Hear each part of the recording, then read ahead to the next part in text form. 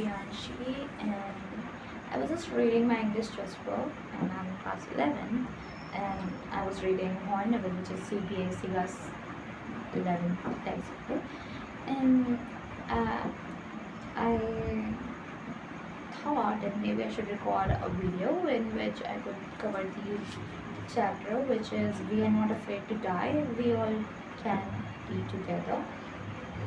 Let's start. Starting from here, and I'll just cover all the pages and complete this. Okay. And ignore background music because this is of Navratri and today is 8th day of Navratri, so it will be a noise, but that's at festivals, yeah. Okay. So mine is not that much good, but yeah, I'll try. It is written by Jordan Cook and Alan East. Notice these expressions in the text, infer their meaning from the context. Honing our seafaring skills, ominous silence, midday calls, pinpricks in the vast ocean, a tousled head. In July 1946, my wife Mary and son Jagannath, sixth daughter Suzanne, and seven, and I set sail from Plymouth, England, to duplicate the round the world voyage made 200 years earlier by Captain James Cook. For the longest time, Mary and I, a 37 years old businessman, had dreamed of sailing in the wake of famous explorer, and for the past 16 years we had spent all our leisure time honing our seafaring skills in British water. Our boat, Waypoker, a 23 meters 30-ton wooden hulled beauty, had been professionally built, and we had spent months fitting it out and testing it in the roughest weather we could find. The first leg of our planned 3 years, 1,50,000 kilometers journey passed pleasantly as we snailed down the vast ocean of Africa to Cape Town. There, before heading east, we took on two crewmen, American Larry Virgil and Swiss Herb Seibel, to help us tackle one of the world's roughest seas, the Southern Indian Ocean. So let's continue the next page. Next page. So let's start. I think I got a copyright because of the music. Let's see the snore. On our second day out of a Cape Town, we began to encounter strong gales. Gales means strong wind. For the next few weeks, they blew continuously. Gales did not worry me, but the size of the waves are alarming. Waves, waves in the seas, there are waves. No, there in the ocean there is wave. Okay. Up to 15 meters as high as our main mast. Mast is what in the sea there is a mast. Hope you understand.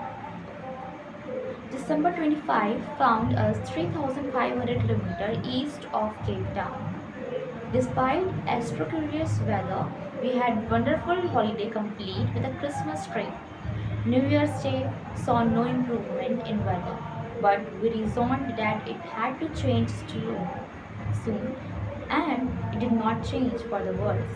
At dawn on January 2, the waves are gigantic. We were sailing with only a small storm jib and were still making 8 knots. As the ship rose to the top of each wave, we could see endless enormous sea rolling towards us.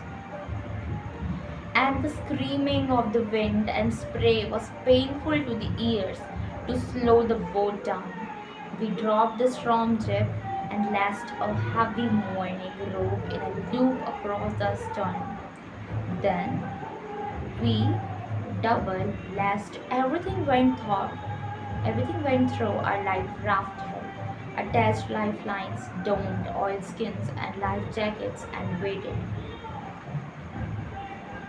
The first indication of impending disaster came at about 6 p.m. With an ominous silence, the wind dropped and the sky immediately grew darker. Then came a growing roar. And that is was not a cloud but a wave like no other I had ever seen. It appeared perfectly vertical and almost twice the height of the other waves, with a frightful breaking crest. What is crest? Top of the wave. The top of the wave, then there's wave, and the top of the wave is crest. Okay.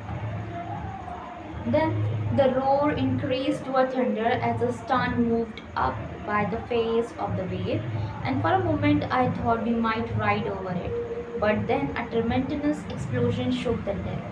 A torrent of green and white water broke over the ship. My head smashed into the wheel, and I was aware of flying overboard and sinking below the waves. I accepted my approach, death, and as I was losing consciousness, I felt quite peaceful. Unexpectedly, my head popped out of the water. A few meters away, Wavewalker was near, capsizing her mast almost horizontal. Then a wave hurled her upright. My lifeline jerked taut. I grabbed the guardrail and sailed through the air into the wavewalker's main boom. Subsequently, wave tossed me around the deck like a rag doll. Uh, deck like a rag doll. My left rib cracked, my mouth filled with blood, and broke teeth. Somehow, I found the wheel lined up the string the stern for the next wave and hung on. Water, water everywhere. I could feel that the ship had water below. Below means above, niche. But I dared not abandon the wheel to investigate suddenly. Now to the next page. Let's take a rest. Okay. The front hatch was thrown open and Mary appeared. We are sinking. She scared. She screamed. The decks are smashed. We are full of water. Take the wheel, I shouted as I scrambled for the hatch. Larry and her were pumping like madmen. Broken timbers hung at crazy angles.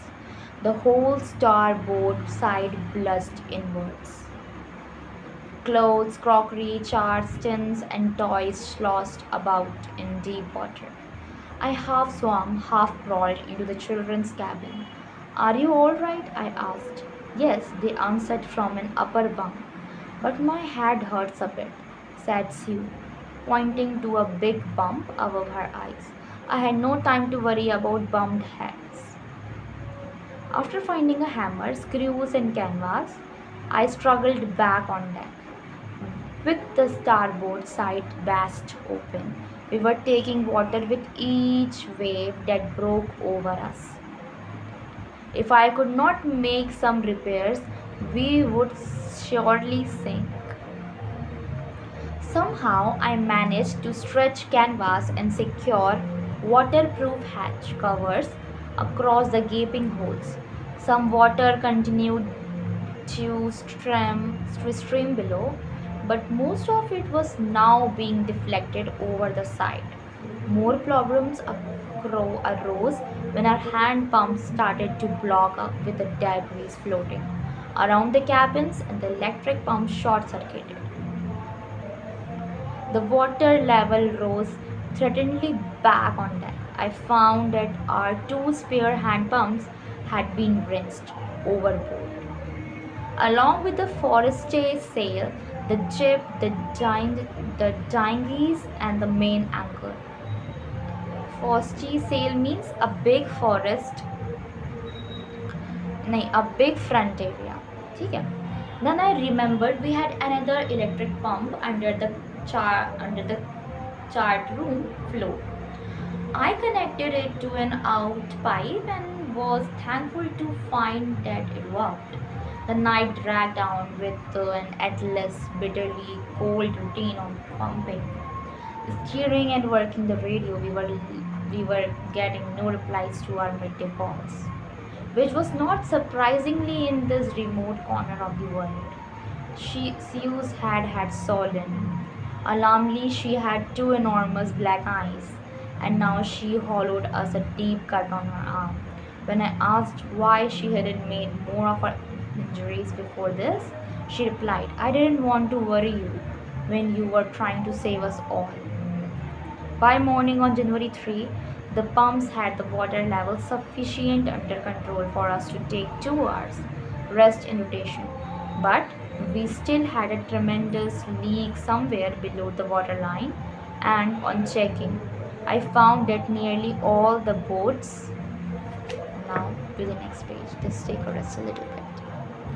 You know, when you are continuously reading something, your throat will become like, oh my god, I need water. So let's try.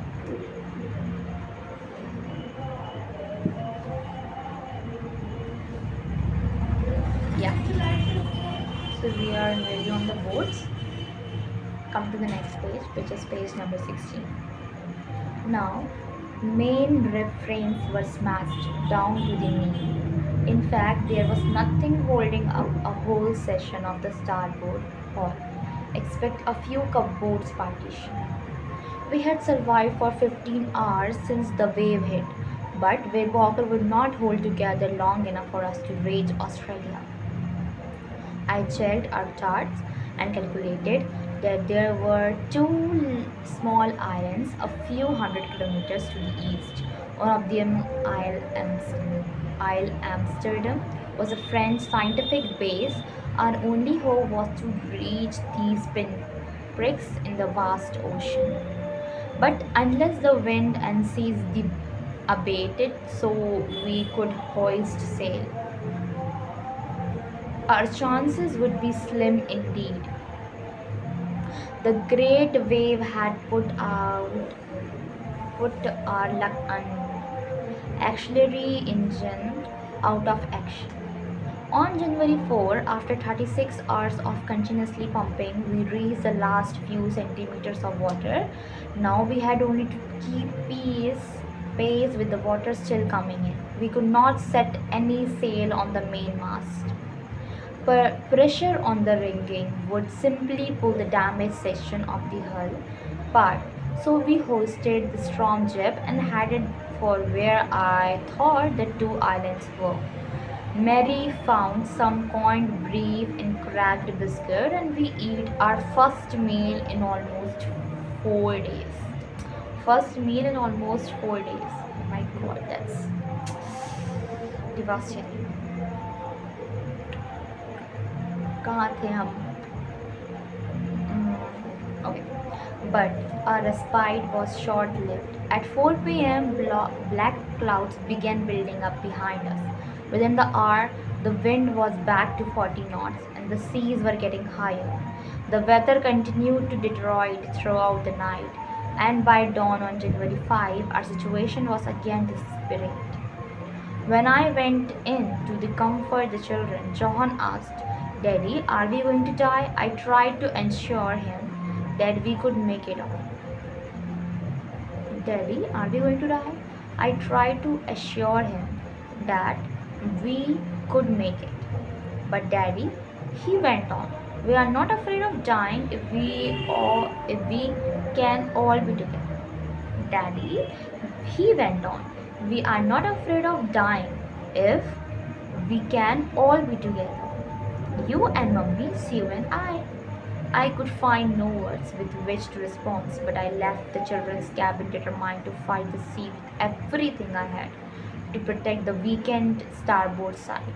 I decided to have heave to with the undermast pole, full of facing and oncoming waves, using an improvised sea anchor of heavy nylon rope and 22-liter plastic barrel of paraffin. That evening, Mary and I sat together holding hands as the motion of the ship brought more and more water in through the broken planks. We both felt the end was very near, but Webbwacker rode out of storm, and by the morning of January 6, with the wind easing, I tried to get a reading on the sextant.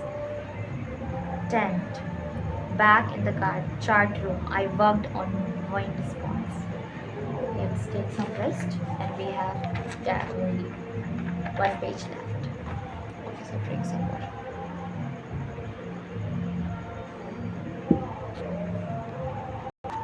Okay. Changes of course, drift and current in an effort to calculate our position.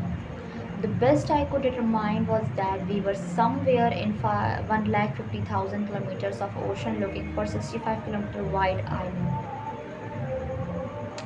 While I was thinking, Sue moving painfully joined me.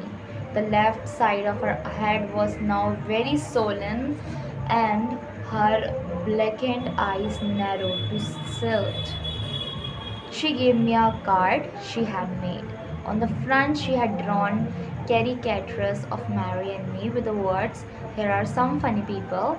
Did they make you laugh?" I laughed a lot as well. Inside was a message. "Oh, how I love you both. So, this card is to say thank you and let's hope for the best." Somehow, we had to make it. I checked and rechecked my calculations.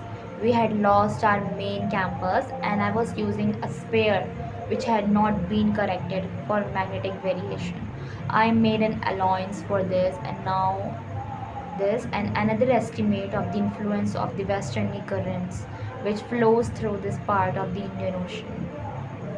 About 2 p.m., I went on deck and asked Gary to steer a course of 185 degree. If we were lucky, I told him with a conviction I did not feel he could expect to see the island in about 5 p.m. Then, with a heavy heart, I went below, climbed on my bunk, and amazingly dozed off. When I woke it up, when I woke, it was 6 p.m. and growing dark. I knew we must have missed the island, and with the snail we had left, we could not hope to beat back into the western events. At that moment, I tousled had appeared on by my bunk. "Can I have a hug?" Chauhan asked. She was right behind him. Teacher. Okay. "Why am I getting a hug now?" I asked. "Because you are the best daddy in the whole world and the best captain," my son replied. "Not today, John. I'm afraid." "Why, you must be," said Sue in the matter of fact voice. "You found the island." "What?" I shouted. "It's out there in front of us." They charged as big as the battleship. I rushed on deck and gazed with relief at the stark outline of Al Amsterdam. It was only a bleak piece of volcanic rock with little vegetation, the most beautiful island in the world.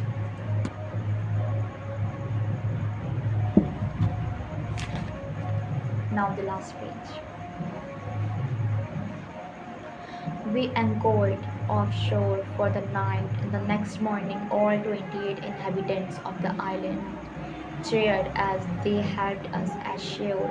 With land under my feet again, my thoughts were full of Larry and Harvey, cheerful and optimistic under the direst stress, and of a Mary who stayed at the wheel for all those crucial hours.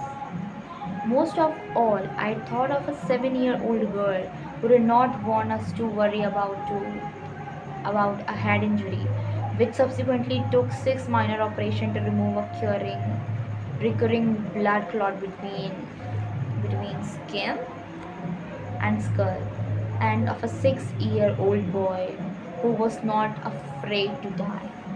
With this, we completed our chapter. We are not afraid to die. We can be together and we can say we are not afraid to die. So till then, take care. Thank you for watching my video. Watching this whole video, which is I think it is 9.20, almost 20 minutes. Okay, now thank you. By this, I can improve. Like I will try to improve my English or my confidence level, whatever you can say.